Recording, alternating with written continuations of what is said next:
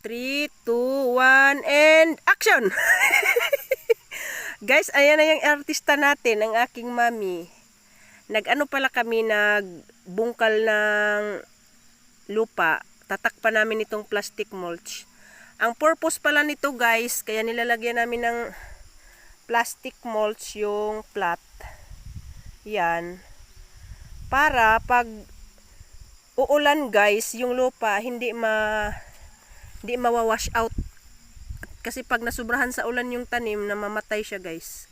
At alam nyo ba guys, itong mother ko, pinamanahan to ng kanyang lola.